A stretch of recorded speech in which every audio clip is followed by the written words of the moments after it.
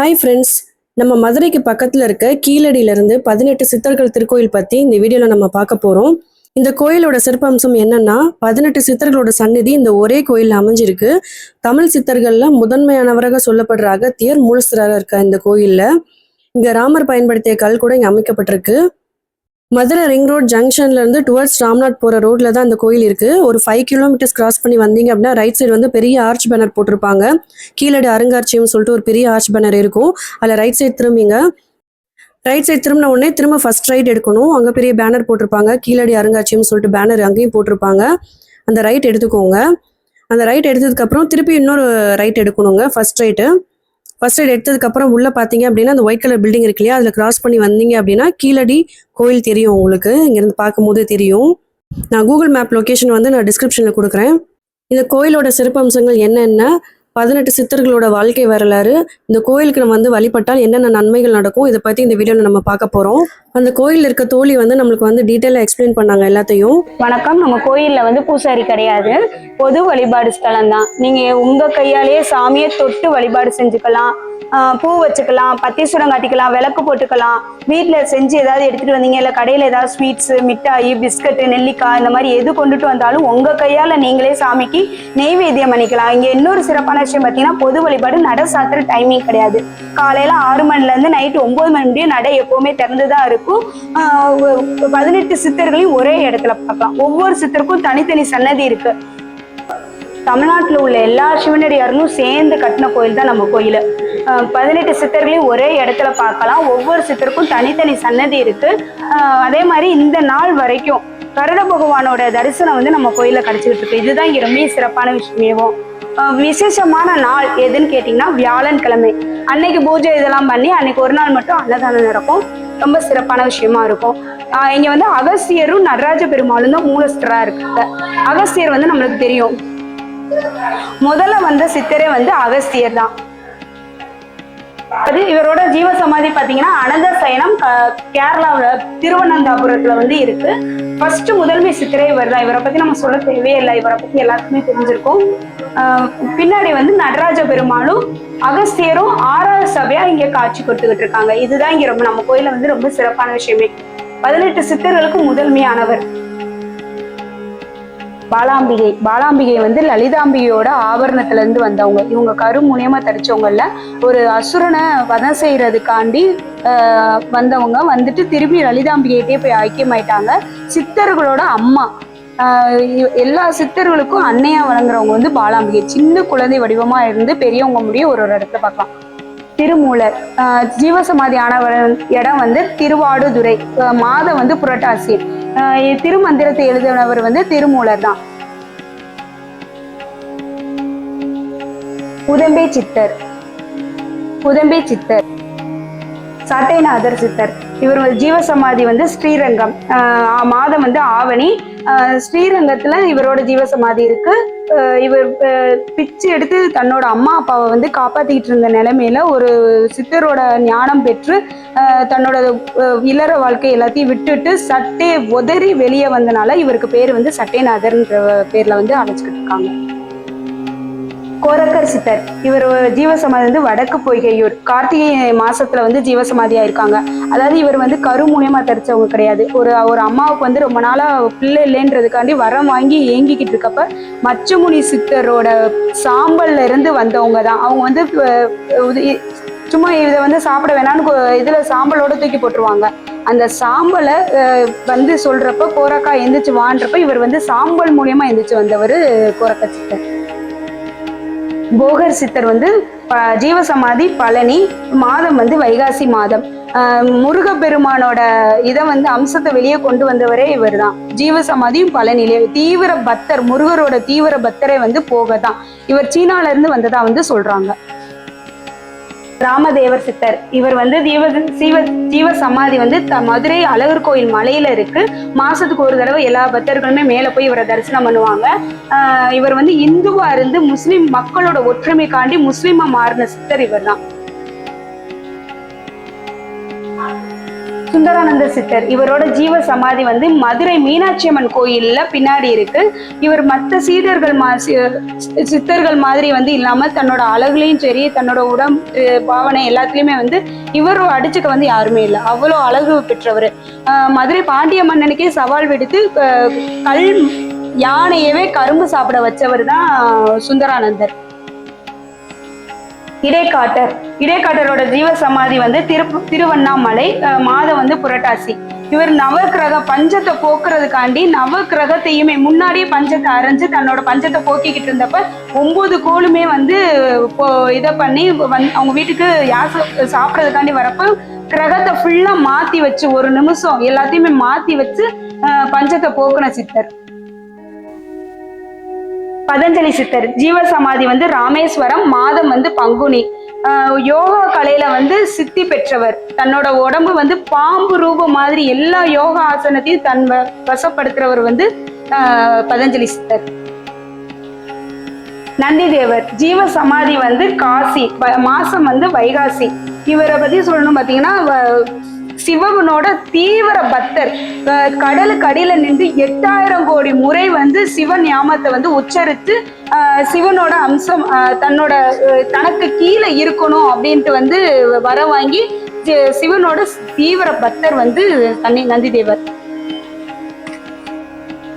வால்மீகி இவரோட ஜீவ சமாதி பாத்தீங்கன்னா 8குடி, திருவாரூர், மாதம் வந்து புரட்டாசி. இவர் வந்து யாருன்னு பாத்தீங்கன்னா ராமாயணத்தை எழுதினவர். அதாவது ஃபர்ஸ்ட் வந்து இவர் வந்து களவு தொழில் செய்யறவரா இருந்தாரு. ஒரு சித்தரோட ஞானம் பெற்று மகாபாரதத்துல உள்ள ராமர் பேரை வந்து உச்சரிச்சுக்கிட்டே இருந்தனாலதான் ராமாயணத்தை வந்து இவர் எழுதினாரு. தன்வந்திரி ஜீவ சமாதி பார்த்தீங்கன்னா வைத்தீஸ்வரன் கோயில், ஐப்பசி மாதம். தன்வந்திரி வந்து ஆயுர்வேதத்துல வந்து மருத்துவத்துறையில முதன்மை மருத்துவர் வந்து தன்வந்திரி தான். பாம்பாட்டி சித்தர் ஜீவ சமாதி பாத்தீங்கன்னா சங்கரன் கோயில், மாதம் வந்து கார்த்திகை மாதம். பாம்பாட்டி சித்தர் வந்து எவ்வளவு பெரிய கொட்டிய விஷம் உள்ள நாகம்னாலும் அவரோட இதுல வந்து பிடிச்சிருவாரு. அவ்வளவு வல்லமை பெற்றவர். இவர் வந்து தன்னோட இதை புரிஞ்சுக்கிட்டு சித்தி பெற்று சித்தரானாரு. அதுக்கப்புறம் வந்து இது துறவு வாழ்க்கையில வந்து மேலும் வளர்ந்தவர். கரூரார் ஜீவ சமாதி வந்து தஞ்சாவூர், மாதம் சித்திரை. தஞ்சை கோயிலை வந்து தன்னோட ஒரு கையால தூக்கி நேரா வச்சவர் வந்து கரூரார் சித்தர். இந்த கோயிலோட ஸ்தல வரலாறுன்னு பாத்தீங்கன்னா இதிகாச காலத்துல பழைய மதுரை, முன்னாள் மதுரையே இந்த ஊர் தான். இங்க வந்து குந்தி தேவியும் பஞ்ச பாண்டவர்களும் இங்க வந்து தங்கி இருந்துட்டு போயிருக்காங்க. குந்தி தேவி குளிச்ச கிணறு நம்ம ஊர்ல இருக்கு. பஞ்ச பாண்டவர்கள்ல அர்ஜுனர் கையால பிரதிஷ்டை பண்ண சுயம்பு வடிவான லிங்கம் நம்ம ஊர்ல இருக்கு. அர்ஜுன லிங்கேஸ்வரர், அதாவது முதல்ல பேர் வந்து பார்த்த லிங்கேஸ்வரர் அப்படின்ற பேர்ல சிவன் வழிபாடு செஞ்சுட்டு இருந்தாங்க. இப்ப வந்து அர்ஜுன லிங்கேஸ்வரன்ற பேர்ல வந்து சிவன் வழிபாடு செஞ்சுட்டு இருக்காங்க. இந்த சிவபெருமான தரிசிக்கதான் இங்க பல சித்தர்களும் சிவனடியார்களும் வந்து தங்கிட்டு போயிருக்காங்க. இது வந்து பாலாம்பிகை, வாழைத்தாய் அப்படின்றவங்களோட மந்திரம், திருநாம பெயர்கள், அவங்களோட மந்திரம். அவங்கள நம்ம பூஜை செய்யறோம் அப்படின்னோம்னா என்னென்ன கிடைக்குன்னு பாத்தீங்கன்னா சித்தி கிடைக்கும், திருஞானம் பெறுவாங்க, அறிவு, கல்வி, ஞானம், சித்தம். இன்னொன்னு வந்து என்ன விசேஷம்னு பாத்தீங்கன்னா குழந்தை பேர் வந்து கிடைக்கும். பாலாம்பிகை வந்து நம்ம ஒரு கரு மூலியமா அவங்க உதிச்சவங்க கிடையாது. வாழைத்தாயின்னு சொல்லுவாங்க. லலிதாம்பியோட ஆபரணத்துல இருந்து பெண்களுக்கு வந்து கருப்பை சம்பந்தமானது, குழந்தை பேரு, இதுக்கெல்லாம் வந்து நம்ம பாலாம்பியை கும்பிடுறது வந்து ரொம்ப விசேஷமானது. சீதை, ராமன், லட்சுமணன் வந்து 14 வருஷம் வனவாசம் போறப்ப இந்த வழியா கடந்துதான் போயிருக்காங்க. இங்க கொஞ்ச நாட்கள் வந்து தங்கி இருந்திருக்காங்க. அவங்க இருந்த இடத்தவே கோயிலா கட்டி கிராம கோயிலா சீதை, ராமன், லட்சுமணனுக்கு தனி சன்னதியா நம்ம ஊர்ல வந்து பராமரிச்சுக்கிட்டு இருக்கோம். திருஞான சம்பந்தர், திருநாவுக்கரசர், சுந்தரர், மாணிக்கவாசர் இவங்க எல்லாமே வந்து நால்வர்கள்னு சொல்லுவாங்க.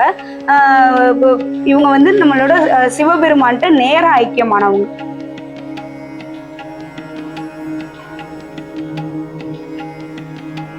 இவங்களுக்கு நம்ம கோயில்ல வந்து தனி சன்னதியா வச்சு பூஜை பண்ணிக்கிட்டு இருக்கோம். இது வந்து 27 நட்சத்திரக்காரர்களும் வணங்க வேண்டிய சித்தர்கள். ஒவ்வொரு சித்தருக்கும் 3 நட்சத்திரம் வரும். அதாவது வந்து 12 ராசி, 27 நட்சத்திரம். அதன் அடிப்படையில் வந்து இங்க இருக்கு.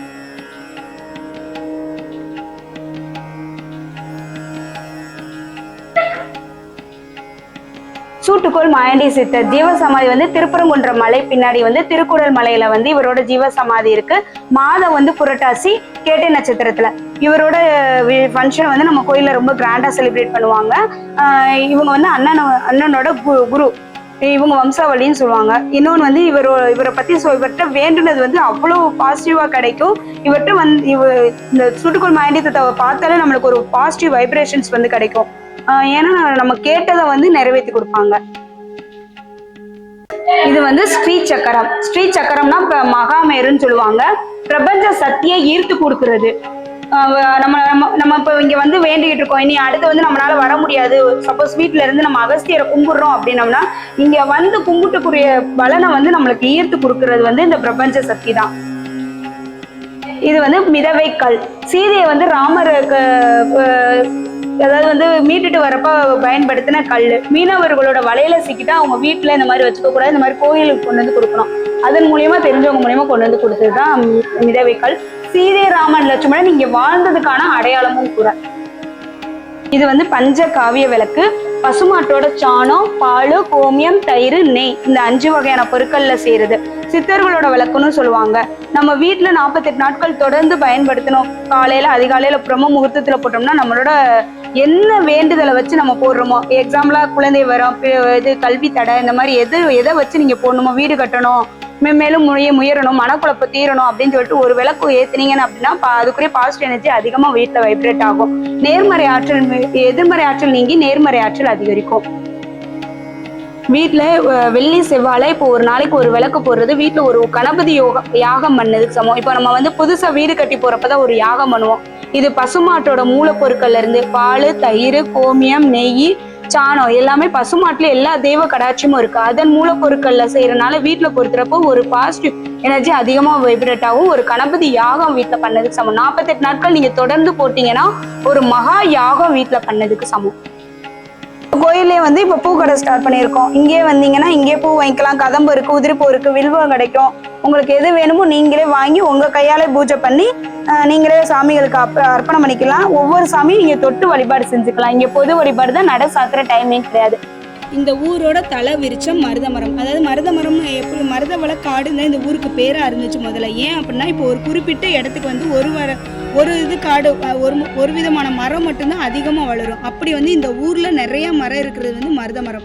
அதனால தான் இந்த ஊருக்கு பேரே மருதவள காடுன்னு முதல்ல பேராக இருந்தது. அதுக்கப்புறம் பெருமணலூர், அதுக்கப்புறம் குந்தி தேவி இங்கே இருந்துட்டு போனனால குந்தி தேவி சதுர்வேத மங்கலம் மாறி இப்போ கீரிடாபுரம் கீழடின்னு மருவி வந்திருக்கு.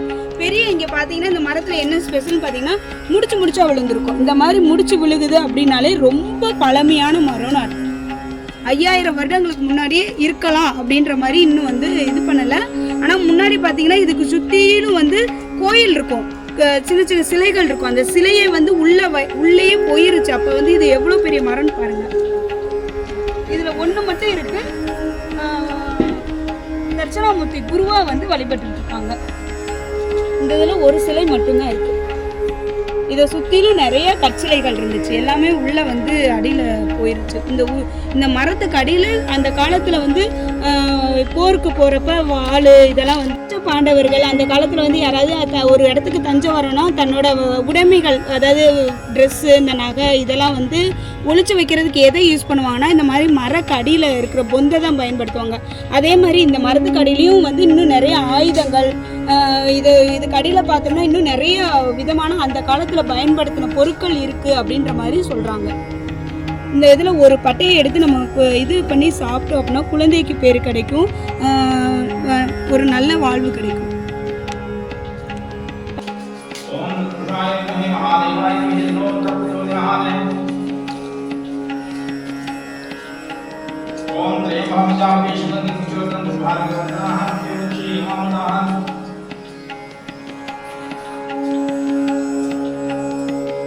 सर्वमंगलमांगल्ये शिवे सर्वार्थसाधके शरण्ये त्र्यंबके नारायणे नमोस्तुते। हर हर பார்வதிபதையே ஹர ஹர மகாதேவா. தென்னாடுடைய சிவனை போற்றி, எந்நாட்டவர்க்கும் இறைவா போற்றி.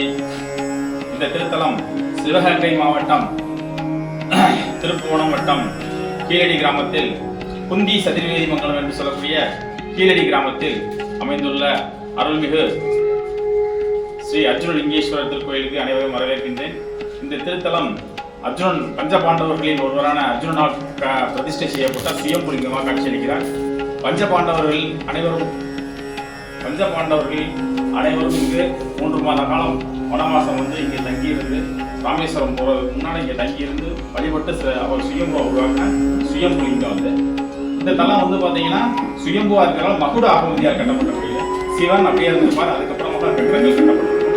இது கட்டப்பட்ட ஆண்டுகள் சரியாக தெரியவில்லை. 446 to 1906 புனரமைப்பு பண்ணி கும்பாபிஷேகம் பண்ணிருக்காங்க. அதுக்கான ஆதாரங்கள் கல்வெட்டுகள் எல்லாமே இருக்கு.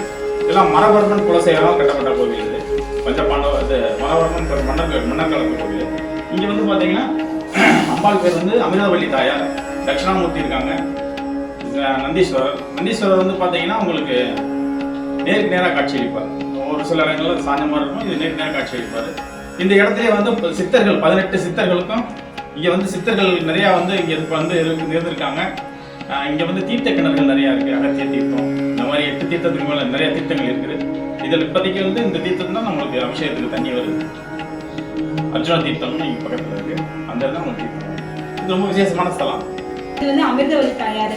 நம்ம இங்க இருக்க குந்தி தேவி குளிச்ச கிணறு தான் அகத்திய தீர்த்தமா இது பண்றாங்க. அந்த தீர்த்தத்துல இருந்து தான் நம்ம சிவபெருமானுக்கு வந்து அபிஷேகத்துக்கு மக்களோட தீர்த்தத்துக்கு இதுக்கெல்லாம் வந்து அந்த தீர்த்தத்துல இருந்து தான் விட்டுட்டு இருக்காங்க. இந்த தீர்த்தத்துல இருந்து குடிச்சா என்ன ஆகும்னு பாத்தீங்கன்னா குழந்தை பேரு கிடைக்கும். பிரிஞ்சிருந்த தம்பதிகள் இந்த தீர்த்தத்துல குடிச்சிட்டு நம்ம சிவபெருமானை வந்து தரிசித்தோம்னா ஒன்று கூடுவாங்க. எந்த ஒரு தோஷம் எதா இருந்தாலுமே இந்த தீர்த்தத்துல நம்ம குளிச்சுட்டு இந்த சிவபெருமானை இது பண்றப்ப சகல பாக்கியமும் கிடைக்கும்ன்றது வந்து ஒரு ஐதீகமா இங்க இருக்கு. இவர் பேர் வந்து சைவ கருப்பர். நம்ம கோயில புதுசா பிரதிஷ்டை பண்ணி வழிபாடு செஞ்சுக்கிட்டு இருக்காங்க. சைவ கருப்பர், கற்பக விநாயகர், வலம்புரி கற்பக விநாயகர், வலம்புரி கற்பக 2 வருதா? வலம்புரி விநாயகர், வாராகி அம்மனா. வளர்பிறை பஞ்சமி, தேய்பிறை பஞ்சமி 2க்குமே பூஜை நடக்கும். ஆமா, இப்ப கூட பஞ்சமி நேரத்துல ஆமா அதான் பூஜை. மூல நட்சத்திரம் ஒவ்வொரு மூல நட்சத்திரத்துக்கும் அபிஷேகம் நடக்கும். அதுக்கப்புறமா வந்து பார்த்தீங்கன்னா ஹனுமன் ஜெயந்தி வருஷத்துக்கு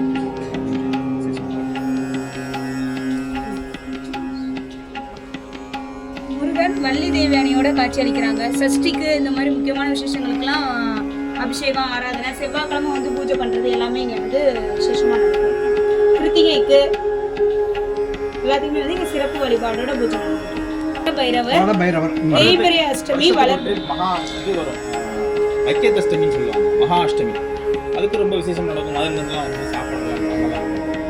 இந்த மாதிரி விசேஷம். தேய்பிறை அஷ்டமி நல்லா பெரிய பூஜை நல்லா இருக்கும்.